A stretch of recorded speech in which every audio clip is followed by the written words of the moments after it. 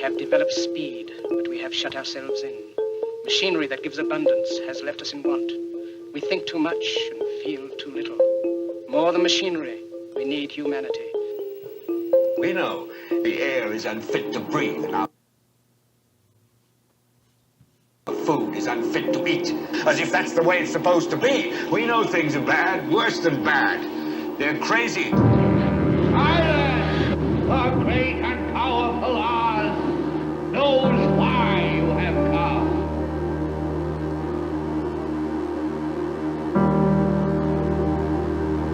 You've got to say, I'm a human being. God damn it! My life has value. You have meddled with the primal forces of nature. Don't give yourselves to brutes. Men who despise you, enslave you, who regiment your lives, tell you what to do, what to think, or what to feel, who drill you, diet you, treat you like cattle, use you as cannon fodder. Don't give yourselves to these unnatural men with machine minds and machine hearts.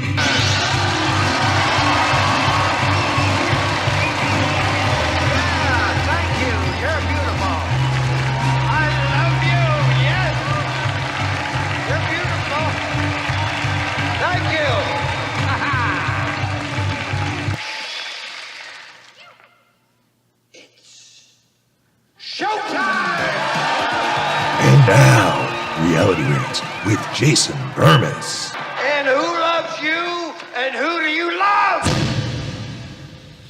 Good morning, everybody. It is Reality Rants here at Red Voice Media with yours truly, Jason Bermas. And today we're going to be talking about a plethora of issues and current events that aren't really being discussed in the mainstream. For instance, there are some posts out there that the U.S.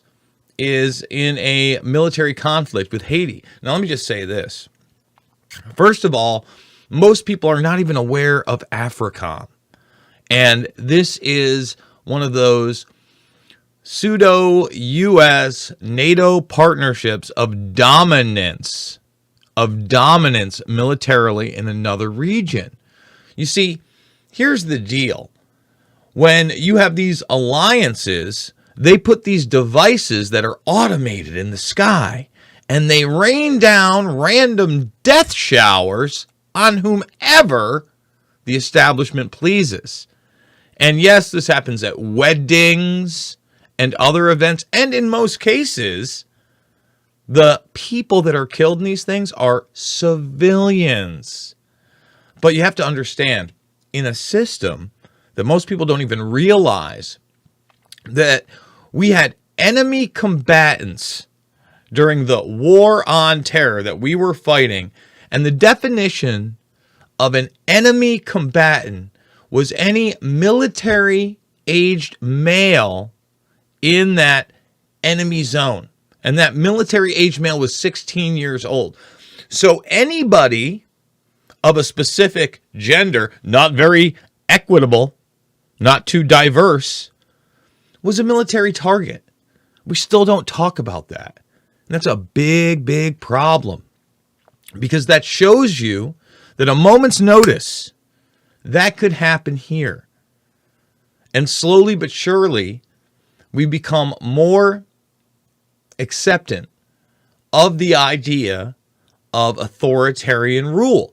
Now, if you came over to either Podbean to listen to the second hour, or you're part of the premium, which thank you if you are, and you got to see my interview with Patrick Byrne, what did we lead with? We led with the fact that it looked like Kari Lake, at least according to the media accounts yesterday, was indeed going to lose in Arizona.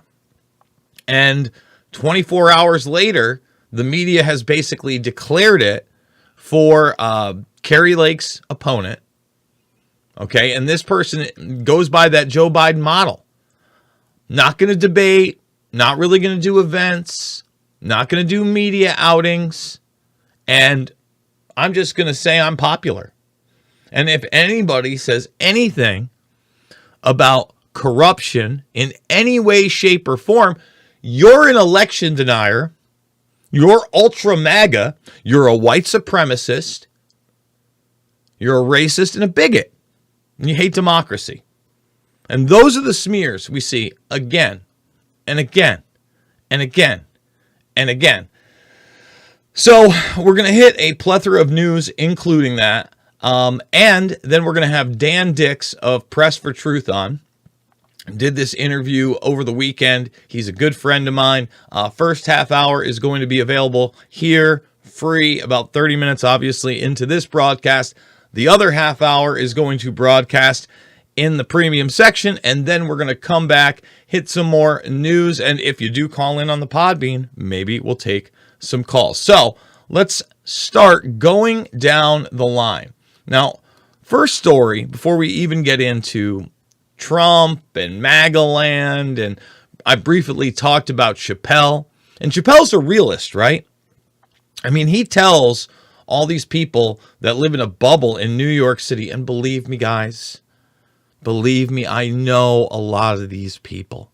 What do you mean you know a lot of these people, Jason? I thought you were from upstate New York. I am from upstate New York.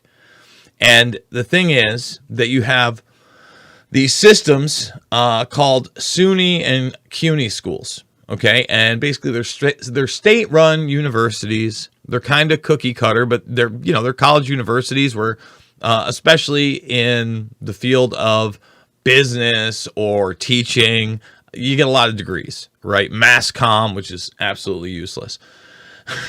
Just telling, sorry, mass comm majors, absolutely useless. I know some of you actually learn some engineering and software in there. That's the only stuff that really matters. You should be taking another major for that because mass comm is absolutely useless. Anyway, just my opinion.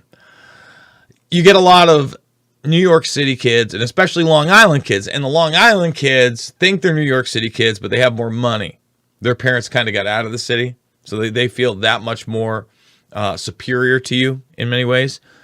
And there's just this vibe, man, that they know more than you. I think South Park kind of put it as smug. There's a smugness about it, that they're smarter than you are, period. And what they think should be placed on the rest of society. I got news for you. Most of these people are heavily damaged, are sociopathic in nature, all right? And they're not very honest with other people and even themselves. That's not everybody. I've got some great friends in Long Island still to this day. Some of my best buddies, actually. But it's just like, there's some darkness there. There's some darkness. Even like the friends that I have that do live there, they live there because their families live there. They don't necessarily love the people around there. So Dave Chappelle gets it when he's like, look, you guys don't even live in middle America. You don't know what's going on. And in middle America, and it's not even middle. I mean, New York City is so small. Long Island is so small in a physical nature compared to the rest of the state. It's not, it's a joke. Forget about middle America. Just outside these city regions, Donald Trump's wildly popular. Again, love him or hate him. We like some of his policies. I don't like a lot more. I think he failed us in a lot of levels, and that has to be dealt with in like a reality way. One of the things Trump did do before we transition into all that, and I know I keep rambling about it before we transition to it, we kind of did. I wanted to point this out. Unmanned solar-powered U.S. space plane back after 908 days. And this is the X-37B, okay? Now, they say its first launch was in 2010. I would contend that something like this was just declassified in 2010 and was probably utilized at least a decade before that. That's speculation. I've had some people in my comments talk about this aircraft and saying they've been on bases before 2-3 decades ago, seeing aircraft like this, nothing new. Now, they don't tell you what the mission was on this, but this is technology that is very old, and they're now allowing people to see it. Okay? So that's a huge thing when we're talking about the actual military-industrial complex, how things work, how things are compartmentalized. All right? I watch a lot of World War II stuff. I guess American Heroes channels has a lot of that on it now. You used to get it on the History Channel, not so much anymore, but there's other networks on there. And in the run-up to World War II, for instance, for D-Day, there were all these tools they were using. For instance, they used the tool of having units in a different area with General Patton to make Hitler and his forces, the Nazis, think that the front wasn't going to be where it actually was. And there was a slew of people that knew about it, but due to compartmentalization, they were able to keep that secret, and they were able to actually execute on that. That's a small scale of the way compartmentalization works today. The Manhattan Project was the model. And there are so many people out there, again, with this smugness. It's not just you New Yorkers and the Long Islanders. It's a lot of you academics and people inside journalism. Ooh, I've got a journalism degree. Oh, yeah. That you have this smugness that you think you know what's going on in the world. And you think you know what technology's out there. Give me a break. There's plenty of technology out there that is not discussed enough at all, isn't even acknowledged. And in many ways, that's dangerous because you have a populace that's so ignorant to this technology, they don't even understand when it's being utilized against them in next generation warfare. Forget about just information warfare. All right, that's my little rant on that. Inside the MAGA heartlands, where voters still back Trump. The heartland, it's everywhere. It's another one of these people, Fetterman, who they actually did roll out for the debate, and it was a full-on, head-on, career-ending performance for somebody who's clearly not mentally capable of holding even a real job, let alone one of significant importance or one in which you're going to be doing the bidding of a corrupt predator class effectively. But now, again, you don't even have to be able to speak or understand what other people say to be elected. We played the clip a couple times, and you could keep playing it, and I got to find some clean clips of it. Joe Biden doesn't seem to even know where he is, where he's in his little Cambodian dictator shirt next to Trudeau, the other little dictator. I don't even know where he is. Fetterman can't talk. He's in the Senate now. He's there. There's no one contesting that either.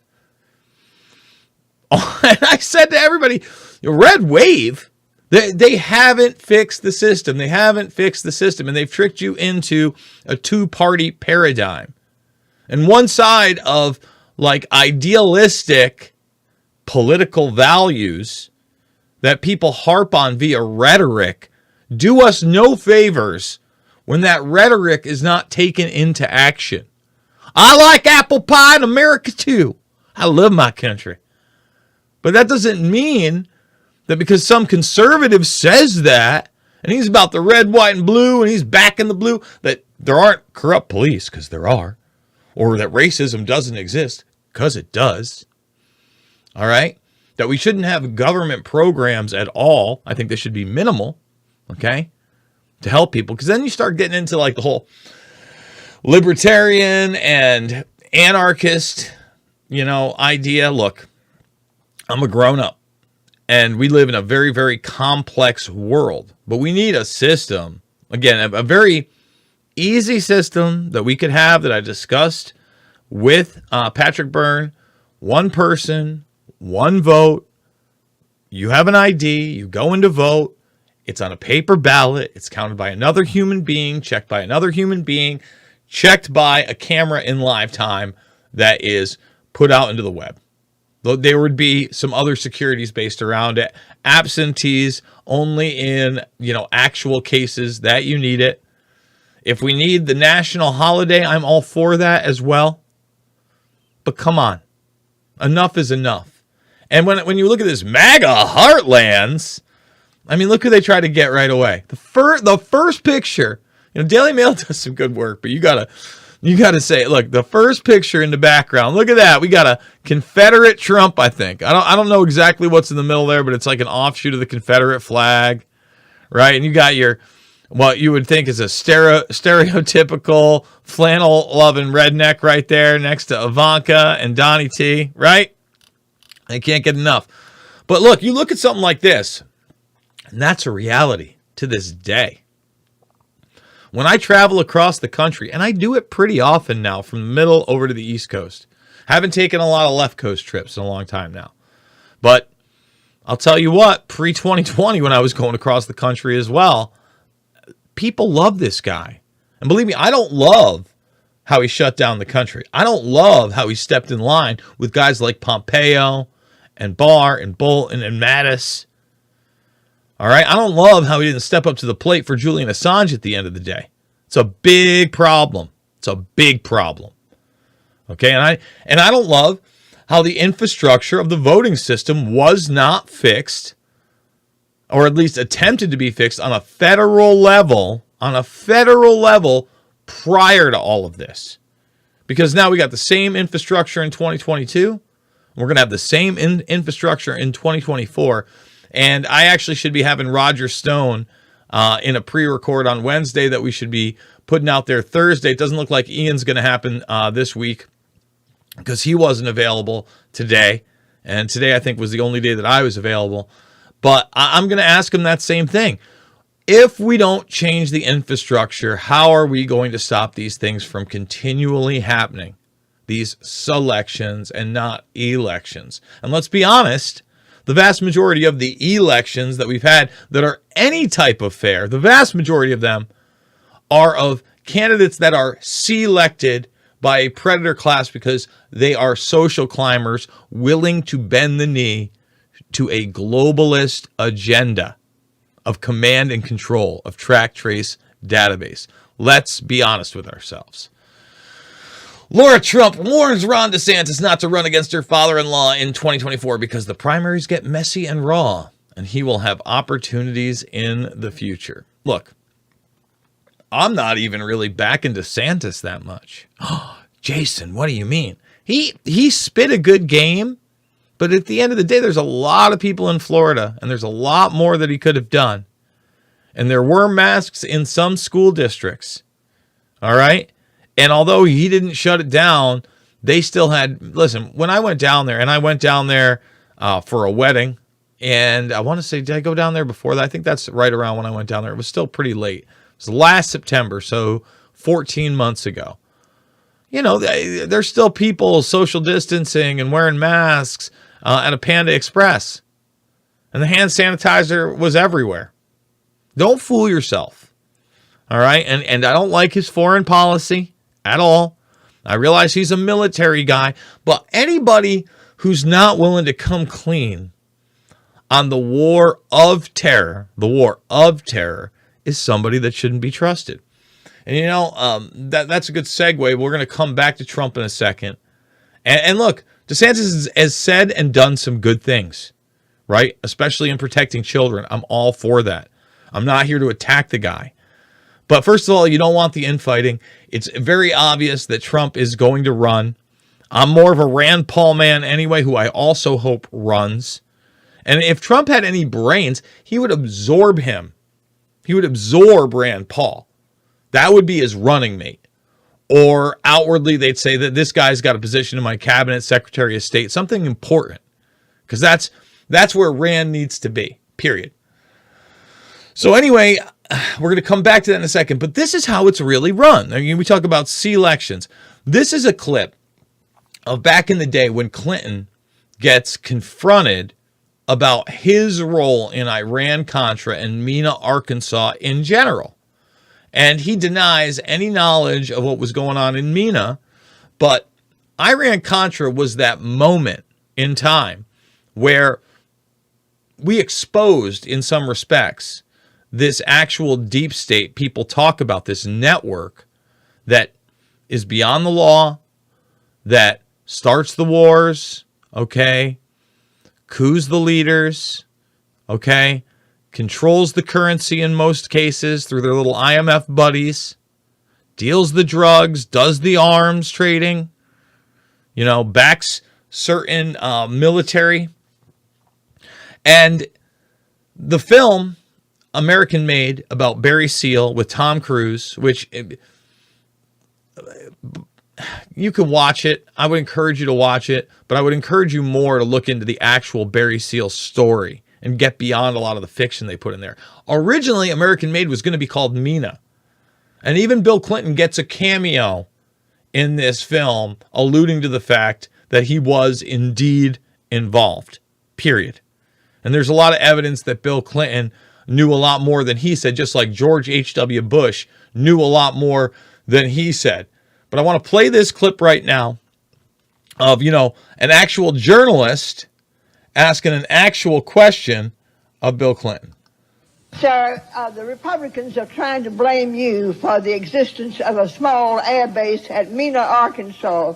This base was set up by George Bush and Oliver North and the CIA to help the Iran-Contras, and they brought in plane load after plane load of cocaine there for sale in the United States. And then they took the money and bought weapons and took them back to the Contras, all of which was illegal, as you know, under the Bolin Act. Let me just stop that. That's not exactly what happened. Let me explain to you how it worked. And it's in my film, Invisible Empire, A New World Order Defined. Okay? What actually happened was you had a guy named Mark Rich that was kind of acting as a proxy. And it was Israel that bought the weapons from Czechoslovakia and I believe Yugoslavia. Okay? They then took those weapons and they shipped them down to the Contras. And then, with the help of the Central Intelligence Agency, we would ship up the drugs as the payment, make our money in the black market, and then pay the Israelis back for plausible deniability. That's what actually happened. But tell me, did they tell you that this had to be in existence because of national security? Well, let me answer the question. No, they didn't tell me anything about it.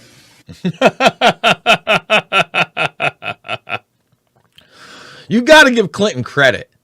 That guy could lie with a straight face, directly eyeball you. Look at those eyeballs. Deadpan. They didn't tell me anything about it. What are you talking about? That's why they loved Bill.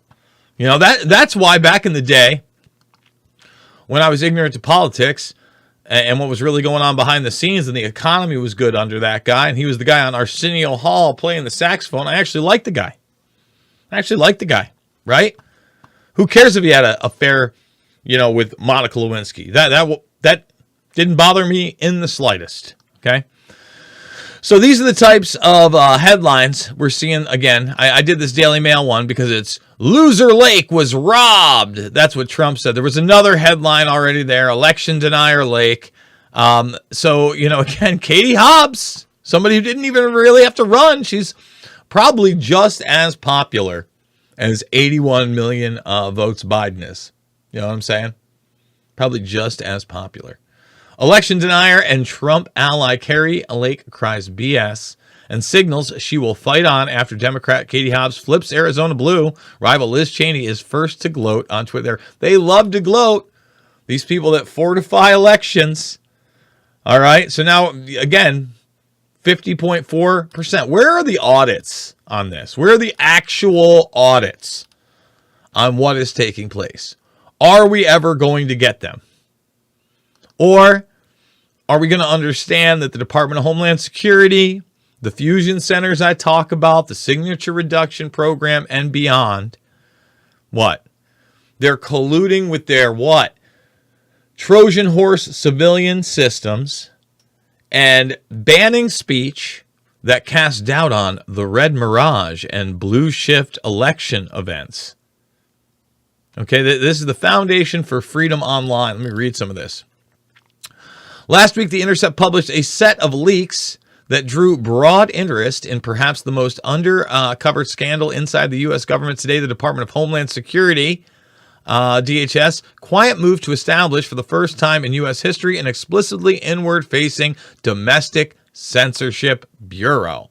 And they've been doing this a long time. It's already been happening a long time. Operation Mockingbird is but one example. Just one small example. Intelligence agencies have not only put their own people in after originally, I mean, first of all, they do utilize journalists that just want stories. We played that clip from 1983 to show you how it works in many cases. But then you have somebody that's literally internally groomed by the system, attending like CIA summer camp programs like an Anderson Cooper. I mean, that's really not even a hidden thing. That with this kind of training is going to regurgitate these talking points anyway, whether they're on a payroll or not. And don't worry, Anderson, I don't want to make any accusations. I wouldn't want to be kicked off for misinformation. Misinformation. Absolutely ludicrous. So, by the way, guys, we did it. We made it. It happened. 8 billion. And you know what? Let's get to 18 billion. We could easily do it. And we could easily do that and still have a lot of land for a lot of folks and not have to live on top of each other in these cities. And we wouldn't be decimating Mother Earth and its resources, but we'd be causing problems for the predator class at the top, the oligarchs who are trying to consolidate power and hate humanity. So right away, what's it say? Our crowded planet. Bullshit. Bullshit. That's a eugenicist point of view. That's Johnny nonsense. That's not reality sauce. Okay? I hate that. And if you notice, our growth right now, our growth is at its slowest. It's at its slowest right now. So really watch out for population implosion. But it pains me to say this because, look, I get it. We're always taught to believe we're bad, we're evil, we pollute, but you have to look at it in a larger perspective. All right, we've done amazing things as human beings. We've set up networks in which we can communicate across the globe in real time. We have built physical structures and technologies that are beyond wonder. Okay? We're not perfect. We're not perfect. But the idea that we need to be regulated based on our carbon, our literal life force, is the idea that we're the problem. Period. And it's a bad idea. Okay. All right, let's continue on. In about 2 minutes or so, we're going to get to this Dan Dix interview. At the 1 hour marker, we're going to go over to premium. I'll stop the video somewhere in there. I do want to tell people, thumbs it up. We don't even have 100 thumbs up over on YouTube. What are we doing over here? Let's thumbs it up, subscribe, share. And remember, you can support me via the links down below, but redvoicemedia.com/Jason to come over for the premium. $1 for the first week, and then it's $10 a month. You get myself and others, but we're rocking it 4 days a week, 8 a.m. to 10 a.m. Hey, if you don't want to support us, I get it. Every day now, we're unlocking those 4 days 2 weeks ago. So you can actually get now Monday and Tuesday from 2 weeks ago, the premium, for free. We want this information to get out there. NBC suspends correspondent after network was forced to retract exclusive report on how Nancy Pelosi's husband, Paul, 82, calmly opened door to cops and then walked towards hammer intruder who bludgeoned him. Where's Nancy? Where's Nancy? The real question to me, again, I'm going to say it, is where is the body cam footage? And if the body cam footage indeed shows what this reporter said, are we now punishing journalists for telling the truth?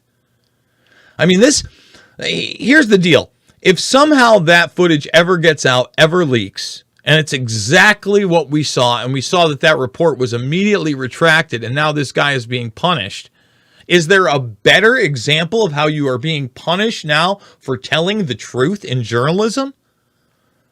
And this is just another microcosm of the post-truth world we live in, right?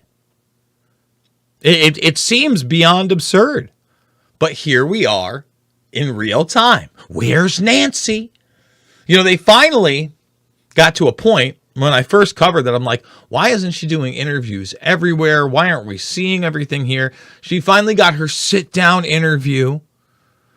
Some would say her Smollett interview, where she was just able to espouse this whole thing about, white supremacist, radical MAGA ideologies being the problem and why she was a target. It's Johnny Nonsense. So, guys, flipping it on over, we are going to get to my man here, Dan Dix, who's continually done great work. I'm just going to let this piece speak for itself, but if you don't know about Dan, he's been in independent journalism almost 2 decades. He's a pioneer, in my opinion, and he's somebody who's stood up to evil, whether it was right or left, and I think that's so damn important. We've got to make sure that we realize that what's going on is not an issue that has a color, red or blue. I'm sorry, it doesn't. And some people will say, oh, Jason, you're on Red Voice Media. What are you talking about, Jason?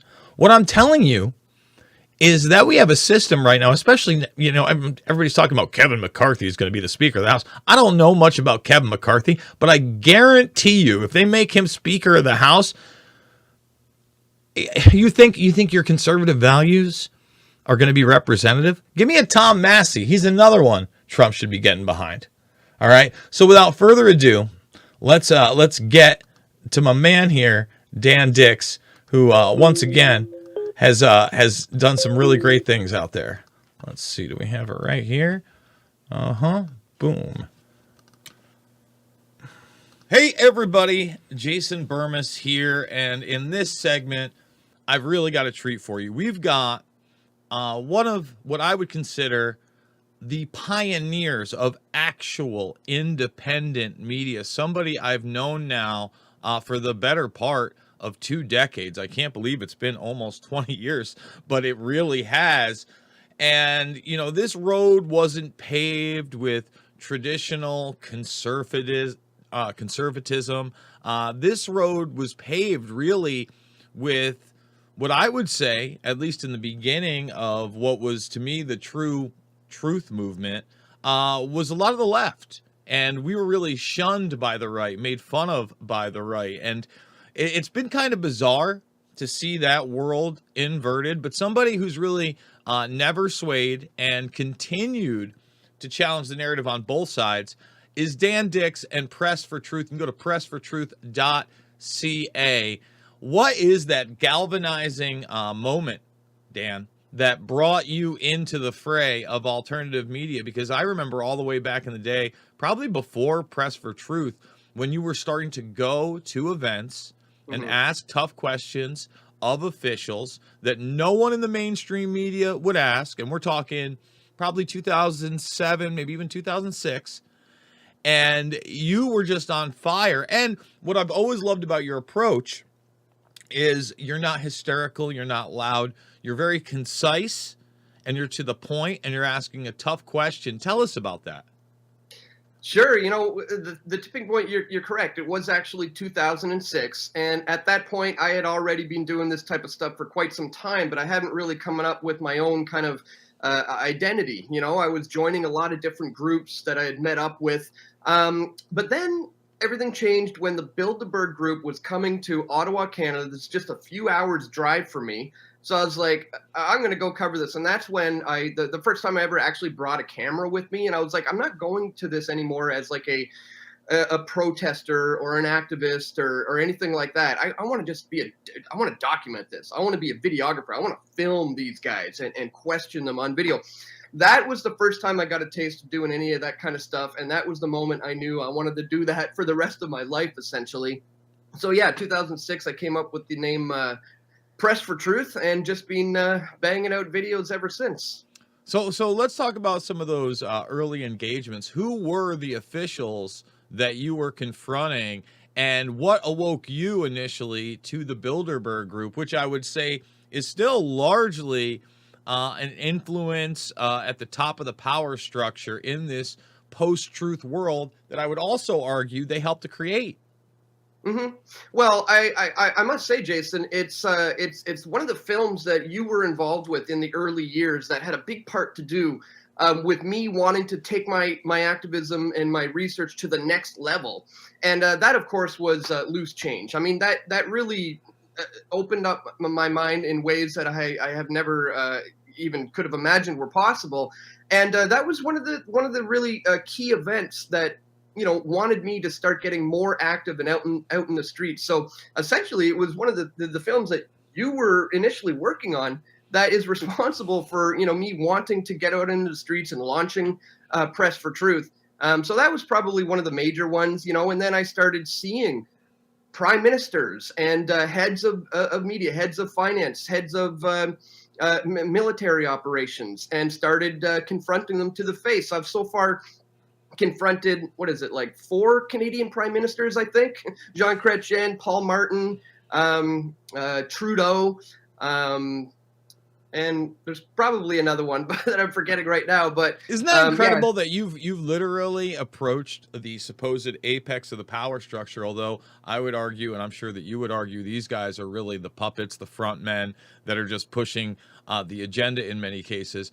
But you've been up close and personal so many times with these people that you might forget one or two.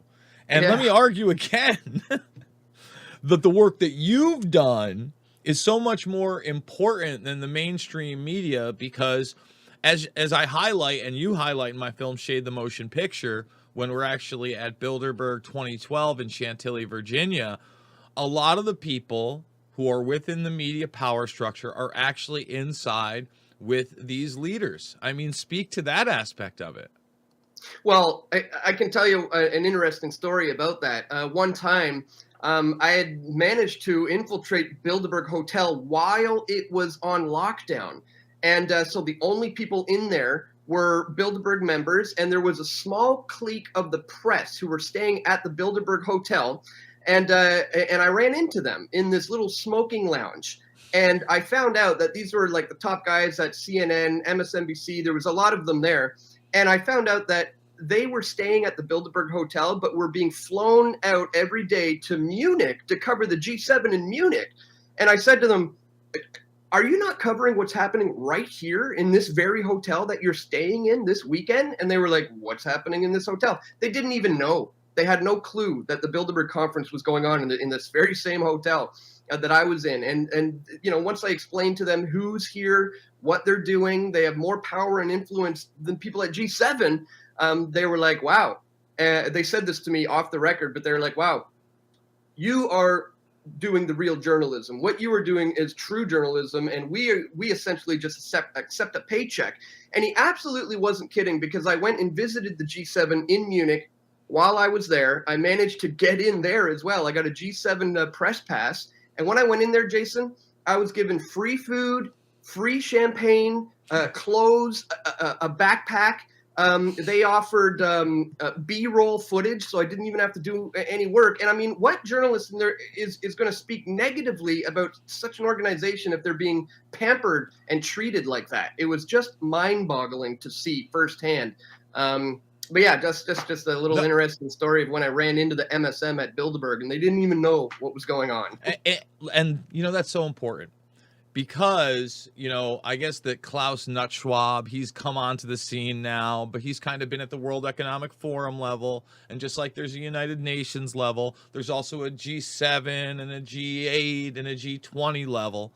But those are largely mouthpieces for the people that make the real decisions within that Bilderberg power structure that then extends out to other roundtable groups such as the Trilateral Commission, the Council on Foreign Relations, the banking cartels. Now BRICS is going to have an influence. Well, I don't think most people that are on the outside looking in, now starting to get into this information, not really understanding it's bigger than left or right or the suppression of conservatives, understand is that this is complex.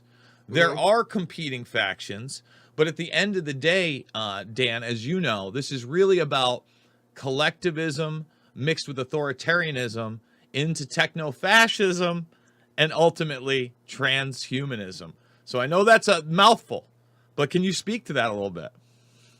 Well, yeah, it's been a part of the agenda to march us towards ultimately more control is always been the agenda. And speaking of transhumanism, I mean, what better of a way to control man is to slowly morph him into basically a machine. What do you do with machines? You absolutely completely control them. So it's really kind of a scary world that we're delving into here. I just recently put out a video maybe a month ago now that scientists have just discovered how to create a human embryo without eggs or without sperm or without the process of fertilization.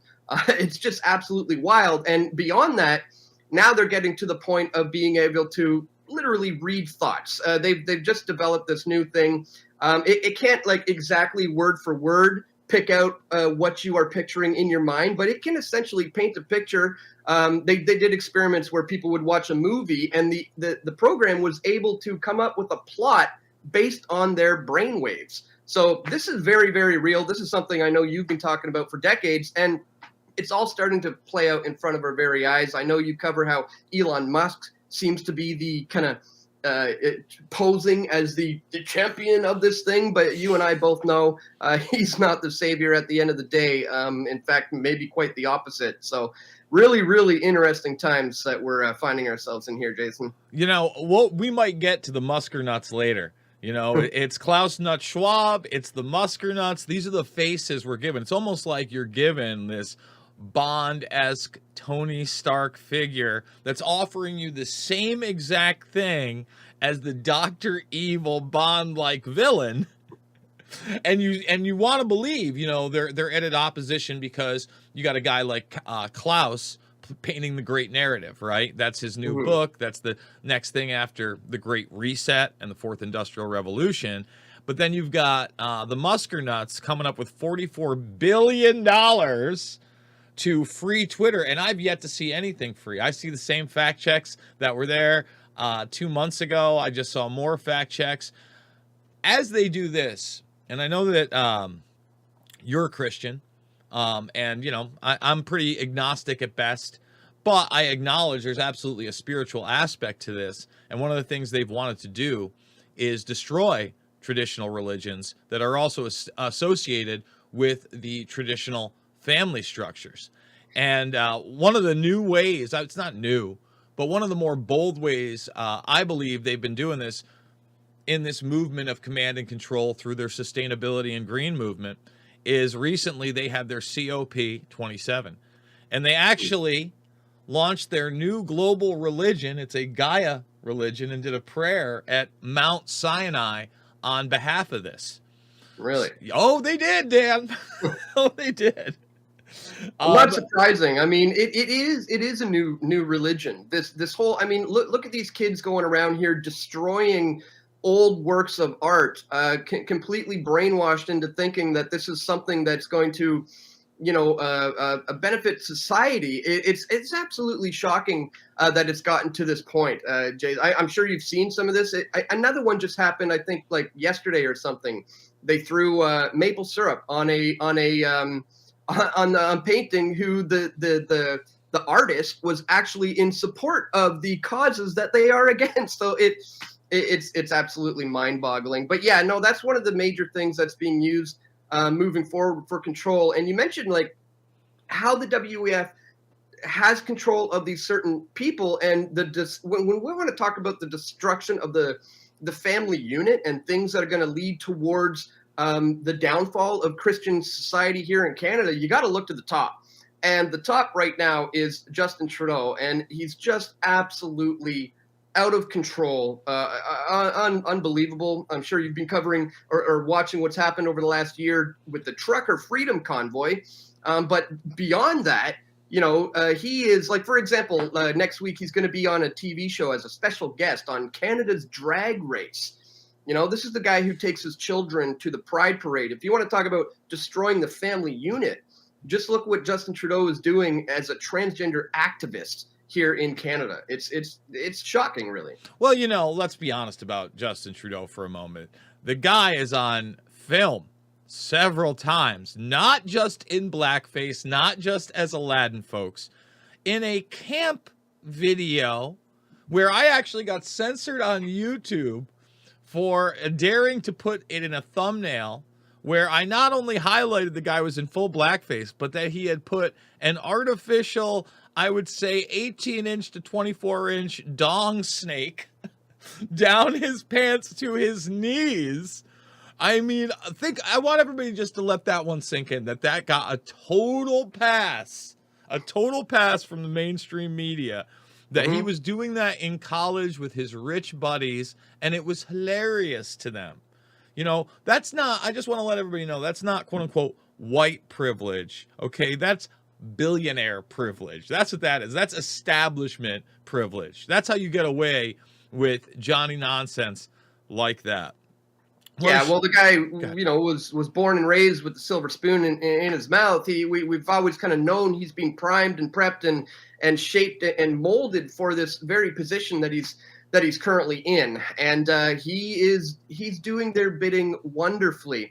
Right now, they are, there's a public inquiry into his invocation of the Emergencies Act. This is something that's never ever been done in Canada. That the Emergencies Act has been invoked. This is something that's meant for wartime, but he came up with excuses to do so in order to clamp down on a very legitimate, peaceful protest that I went there to cover in Ottawa in February of 2022. I'm sure the whole world was watching as the Canadian truckers went to the Canadian capital of Ottawa. And by the time I got there, they were just starting to shut it down. I managed to film the massive clampdown. I took a brutal baton to the ribs. This is like 9 months ago, I believe, and I'm still dealing with this. Like when I sleep, and sometimes it hurts, and when I drive, it hurts a little bit. So unbelievable what happened there. But there is a public inquiry happening right now, and I will say, the man who's been in charge of all of this, the Bill Blair, was also the guy who was in charge during the G20 summit in Toronto 12 years ago in 2010. Now, there was a public inquiry into that too, and it took 10 years, but 10 years later, there was a $16.5 million class action lawsuit that was awarded to all the people who were arrested at the G20. Everybody received anywhere between like $5,000 and $30,000 a pop for everybody who got arrested. So justice can be served, but it's not necessarily going to happen anytime soon here in Canada. It might take a little bit of time, but people are trying to get to the bottom of what happened there in Ottawa, because it was an absolutely massive violation of our rights as Canadians to be able to protest. And, the whole world, I think, saw it for what it is, which is why we're now seeing this public inquiry. Yeah, and that's not to mention the debanking. And the debanking is you had the deplatforming, the misinformation. They froze bank accounts, literally froze bank accounts of people I know. There's this one guy, he runs a newspaper called Druthers. I think he raised $100,000 to give to the truckers. And he was going to walk into the bank that day, get a bunch of money order checks that is basically as good as money, $10,000 each, 100 of them or whatever, and pass them all out to the truckers. And when he went to do that, he found out his personal bank account was frozen. And he's not the only one. There were a couple hundred people who had their accounts frozen. If that can happen to you, that's not a free country, where they can just automatically cut you off because they don't like your opinion on a certain matter. Unbelievable. Well, again, that's the global model, and all this fear of China, we should fear the model of government, not China itself, that they've brought in. And then that is the quote unquote Rockefeller model, the Kissinger model, the global model that's been driven through the mouthpieces of the World Economic Forum, through the authoritative sources of the United Nations. So now you see that they have changed the language on gender. And there is now a multitude of genders. And now they are very much a part of an agenda that I know you've covered.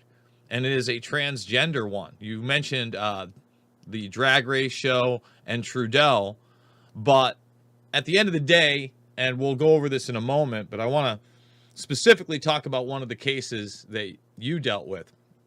transgenderism is about transhumanism and disconnecting you from your biological body and really reality. And the idea that you're also a 0 or a 1, non-binary, you can go back and forth. It promotes this agenda that you're a cog in the machine. It promotes this simulation agenda or multiverse agenda where you don't really have free will and you're not a human being, essentially. And look, as I know, you're very libertarian on most issues. If you're an adult and you want to do these things, do your thing.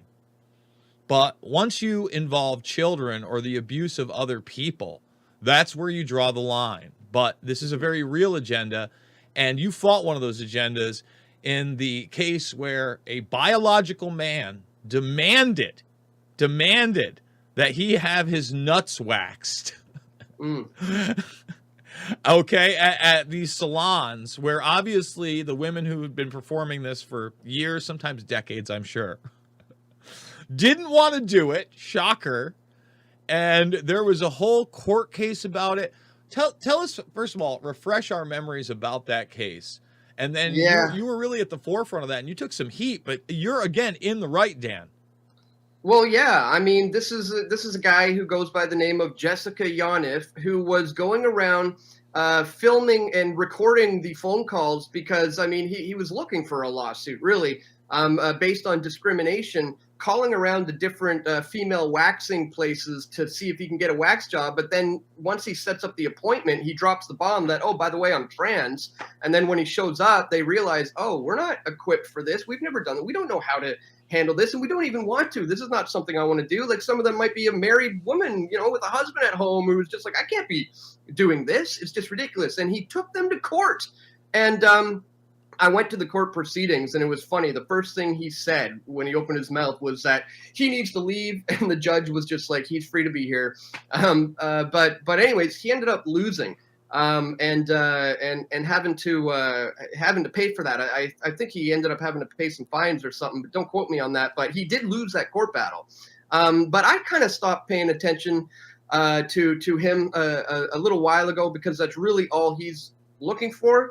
But now I'm sure you've heard about this teacher in Oakville who just a few days ago, the school board in Oakville, Ontario, ruled that this man, who's a biological male teaching woodshop, who wears these massive, huge fake breasts, is allowed to dress however he wants, because in order to put a dress code on the staff, that may lead to litigation, and it could be considered discriminatory. Screw the kids. Forget about the rights of the children. They're sticking up for the rights of this pervert teacher who's carrying out a sexual fetish in class in front of young boys because they're overly politically correct. The pendulum has swung so far to the other side that we really need to bring things back into the center for some balance here, because it's gotten to this point. It's just crazy. You know what? Another thing just popped in my head, Jason. I'm a big fan. I'm a nerd for the sport of disc golf. I love disc golf. I play disc golf all the time. I watch disc golf tournaments. And today I was watching a tournament earlier, and for whatever reason, I decided to look in the description, and I noticed in the description it had a disclaimer about transgender athletes. I was like, what? Why is that?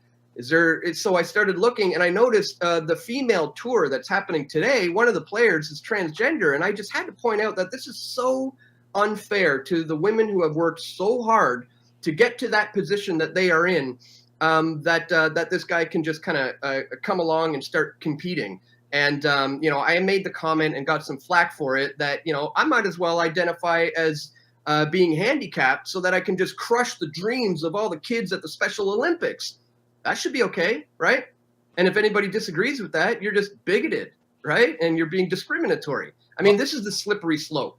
I'm so glad you brought that up, because, let's talk about that slope. Let's talk about discrimination, and we'll even bring up people that are physically and mentally handicapped and the chromosome issue. So are you aware of a person named Martine Rothblatt? No, I don't think so. Well, you should be.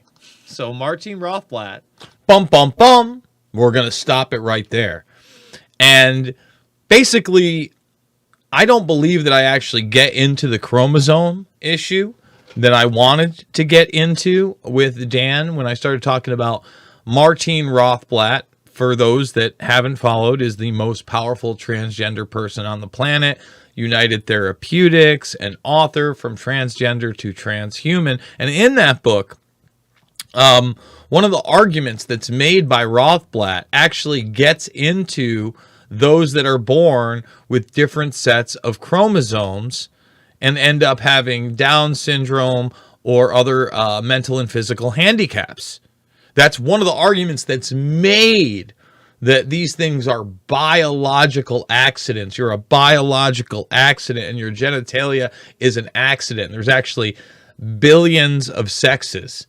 Now, if you're newer to the broadcast and you don't know what I'm talking about, we're going to be talking about that with Dan Dix over in the premium section. There's quite a bit left in this interview. I think there's almost another 40 minutes left of this interview that I think is gold wrapped in platinum with some diamond studded, let's say titanium, vibranium, whatever.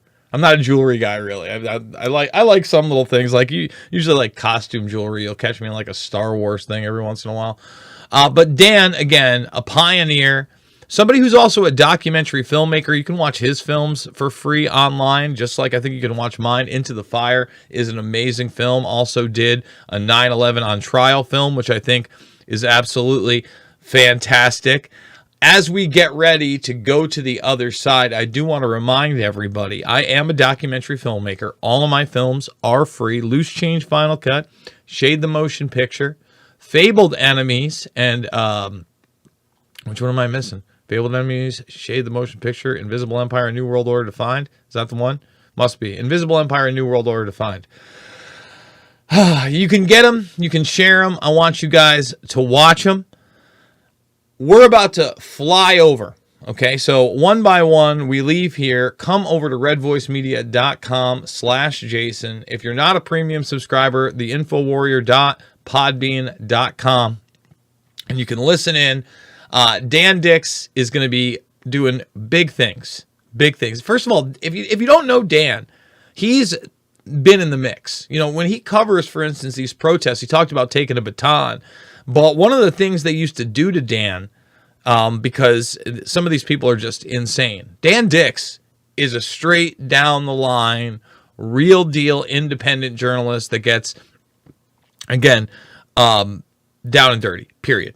They used to come up with those speakers, okay? They play very popular pop music, and they try to get the speaker on a live stream on YouTube so they would take down his stream. That's who these people are.